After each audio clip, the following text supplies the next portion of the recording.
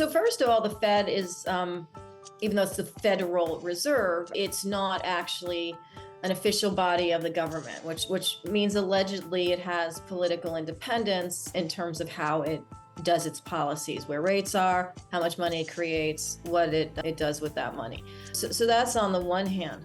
But the reality is that it was created as a sort of mini company or corporation wherein each Fed Reserve, each of the 12 banks, members were like shareholders in each of the Feds. So for example, and on a proportionate basis. So the largest banks, for example, had a larger share in their own respective Federal Reserve. So the Wall Street banks had a larger share in the New York Fed, and therefore in that portion of the full Federal Reserve System, and so on. And that's why Wall Street banks are bigger. So for the most part, they had a greater percentage. They also had seats on the board of the New York Fed and so forth over history. And what that means is us, people in the Main Street, they actually have an ownership of the Fed and they get paid a dividend on that ownership, aside from what they might get from the Fed in terms of access to cheap money and this injection of fabricated money in return for the debt that they have on their books. So that's one of the mechanisms. And the other interesting mechanism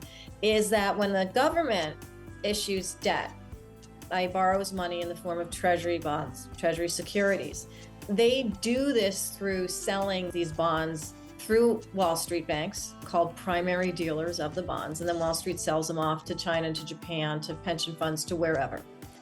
But in the situation that we've seen recently with quantitative easing, or the Fed creating this money out of nowhere, what they've done is they've effectively bought back some of that government debt that the banks were supposed to sell, and they have been keeping it on their own books. So it's like the government borrows money in the form of debt. It goes to Wall Street to be sold off, for which Wall Street gets a cut.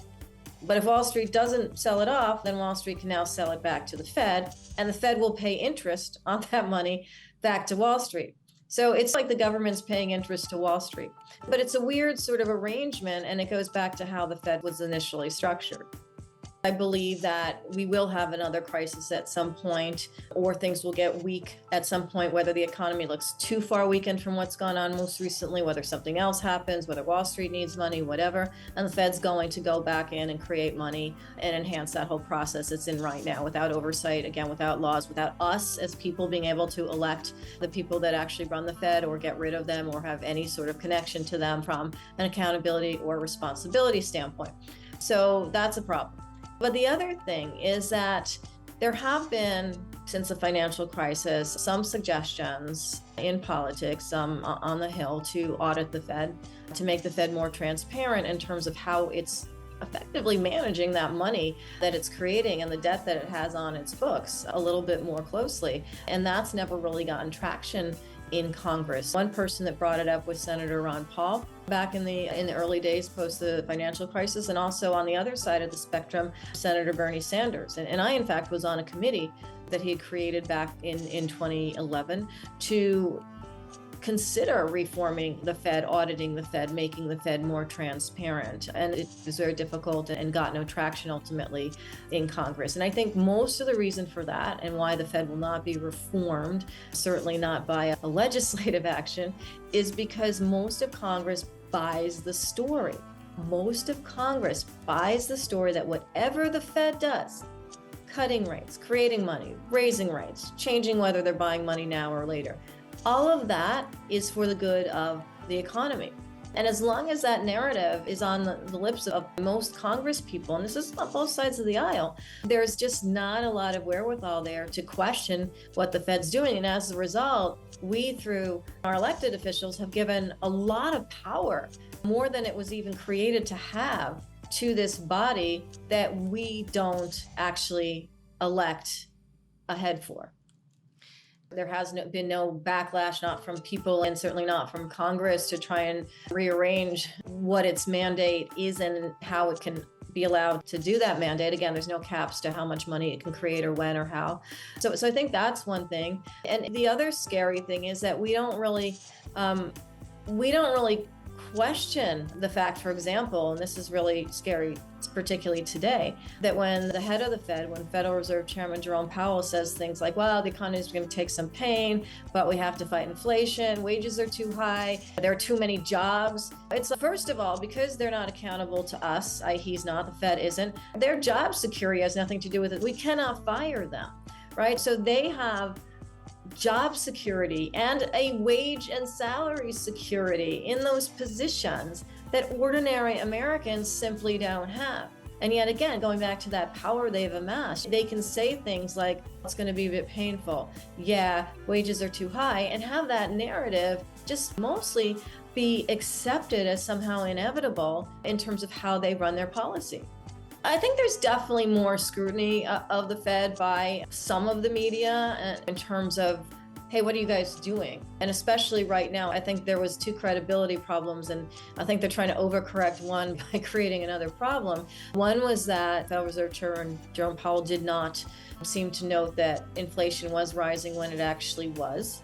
He didn't pick up on inflationary being anything more than what he called transitory until much later. So that's a problem. And it's something that his predecessor had some issues with too, because Ben Bernanke back in the day didn't, despite getting so much information about this problem, admit that there was a problem in the housing market and that the Fed was just letting banks make it worse and worse until there was a crisis. And so there's this lack of ability to acknowledge or understand or process what's really happening throughout the real economy by these people. And yet again, we're not able to do anything about getting rid of them or changing their policies. Inflation this time, and this is where the Fed is really misfiring and talking about fighting something that it missed part of and it can't fight the rest of, is really comes down to two kinds of inflation. One is the inflation that's created because of all of that gush of money. And again, not individuals, it's not the people with the $600 checks that are able to lift the housing market to 30 to 40% increases in certain areas at the time. It's not what's going on. It might be somewhat related, but that's not where the main inflationary pressures are coming into the housing market, for example. That was because a boatload of money was available. It was available cheaply, it was available quickly, and people that either had money, could borrow money, companies that it could do the same things, private equity consortiums and so forth, just went whole hog in where they could. With respect to the other kinds of inflation, rent on the other side of that, I talked a little bit about that before, the other side of housing prices going up so quickly because of this inflated amount of money that's being injected so fast into the system, it means that people who actually want to buy a house, especially now with rates double what they were 6-7 months ago, are priced out of the market. So even if prices come down a little bit from here because rates are higher, for say the middle tier of the market, it still means that people are going to see and continue to see major rent hikes or rent increases because landlords have a captive. So that part of inflation is going to stick around. It might dampen a little bit depending on the relationship between house prices and rents, but it's going to be there for a while. Food and fuel.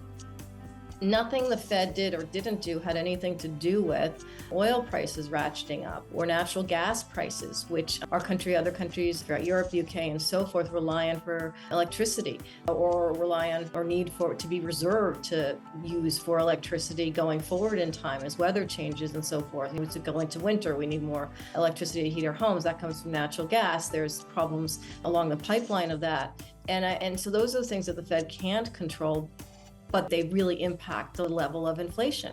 Geopolitics impacts the level, of course, of oil prices, which impacts that component of inflation.